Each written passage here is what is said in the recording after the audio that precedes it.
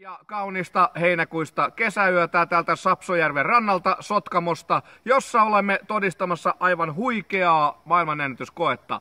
Tässä vieressäni on mies, hän on meidän huoltoautokuljettaja, Sons of Abraham MCC:n legendaarinen tonnari, ja tänään hänellä on kädessään tuollainen maailman vahvin, väkevin chili. Mikä nimi? Carolina Reaper.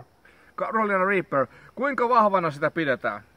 No sitä pidetään tällaisella tietyllä asteikolla niin kaikkein vahvimpana, eli siis noin 2 miljoonaa yksikköä.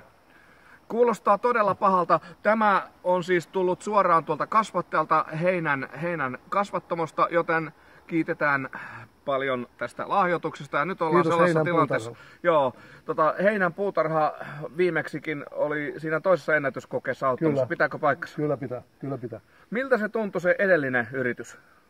No, suoraan sanoen ehkä mun elimistö ja mieli on niinku tehnyt sellaisen suojautumiskeinoja. Mä en muista ihan tarkalleen kuinka kivuliasta se oli, mutta mä muistan vaan, että se oli pahinta kivuliainta, mitä olen kokenut. Että se oli niin kuin sietämätön kokemus noin puoli tuntia. Kyllä. No nyt on odotettavissa sitten ilmeisesti vielä pahempaa. Niin, se koetaan kohta. Vielä ei osaa sanoa, että voiko se mennä siitä pahemmaksi. Mutta niin ne väittää, että tulisuus on vielä 2 kerran kovempi. Hurja mies, eikö yhtään pelota?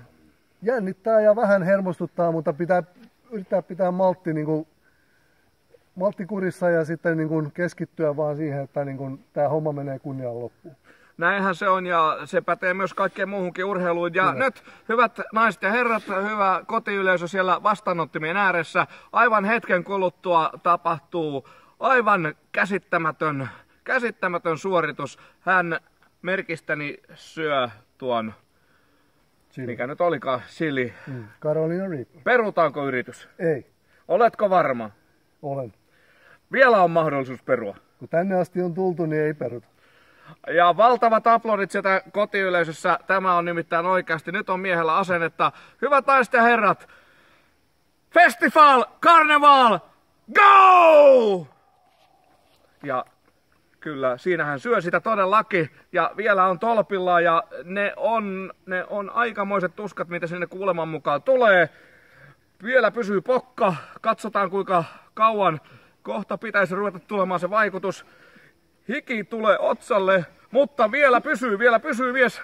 Nyt on hiukan tuollaista, vähän ilme muuttuu, eikä todellakaan vieläkin. Kaveri on aivan huikea. Ja se on syöty, valtavat aplodit. Se on syöty ja nyt tarvitaan sitten tässä kello käynnissä. Hän yrittää olla minuutin, ettei ota mitään poltetta lieventävää. Ensimmäinen hikka tulee siinä, toinen nykäsy, toinen kolmas on siinä ja vielä aika käy. Kestääkö? 20 sekuntia on mennyt. Vielä kestää. Hän on aivan huikeassa vedossa. Ja nyt tulee jogurttia. Valtavat aplodit kerta kaikkiaan. Ja nyt sitä poltetta koitetaan saada lievennettyä tuossa. Siinähän menee lisää jogurttia. Jogurtti auttaa tähän näin, mutta oikeasti kasvattaja sanoo, että siihen auttaa parhaiten vain raaka viina. Sitä meillä ei tällä hetkellä ole. Ja katsotaan.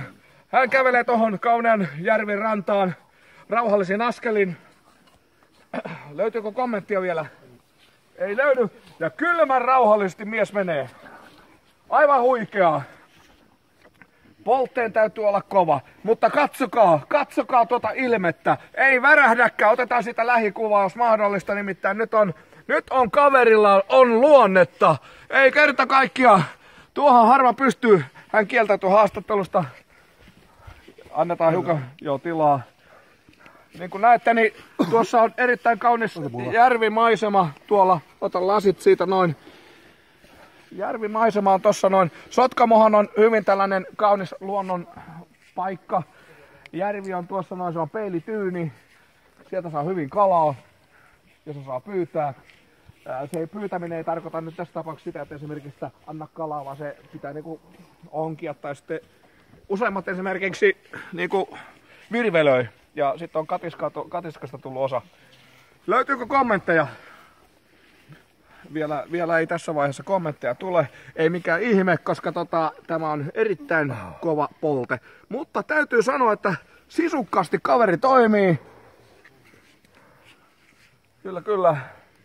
Ensimmäinen purkki on menossa. Tarvitaanko lisää? Tarvitaanko lisää? Ei tarvita. On todella. Ja kohta Kyösti lentää. Ei tarkoiteta ketään henkilöä, vaan niin kuin lähinnä Börje. Tai siis elinkäs Yrjö. Ne on 3 veljestä. Sama nimi. Niin siis sukunimi. Etunimihän jokaisella hiukan erilainen. Ja täällä on siis tämmönen ennätys menossa. Seuraamme vielä tilannetta. Se hirveästi paikallaan pysy se mies. Joo, miltä vaikuttaa tässä näin... Siellä... Jos tuo tuli suusta, niin se on vähän huonompi juttu. Se helpotti. Kyllä, helpotti. Ja nyt lusikallinen tuli housuun näköjään. Ei tullut lusikallista housua. Hieno juttu. Ollaanko valmiita haastatteluun? Ei ihan vielä. Jaha. Ja siinä erittäin tyylikkästi. Hiki valuu kyllä hiukan otsalta, mutta kyllä on kaunis järvimaisema. Olisiko nyt haastattelupaikka? No kokeile. Kokeillaan, selvä. Ja ollaan tässä haastattelupisteellä. Siinä näyttää vähän, että niinku valuu jotakin nenästä. Varmasti.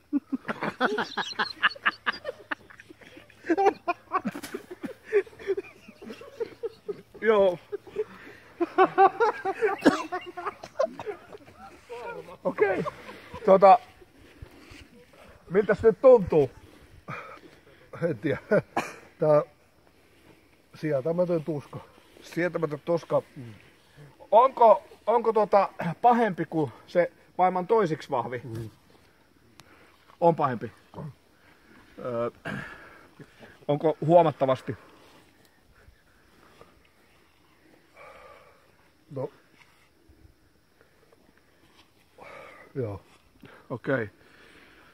Selvä, suosittelisitko tätä niinku kenellekään vastaavaa yritystä? Sopiihan sitä kokeilla.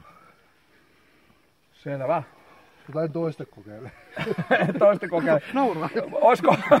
Ja nauru päälle. Annetaan aplodit studioyleisön, että tämä oli kerta kaikkiaan sellainen aivan huikea, hyvät naiset ja herrat, tonnari, ja hän on syönyt, siinä on mies, joka on syönyt maailman tulisimman chilin. Jee!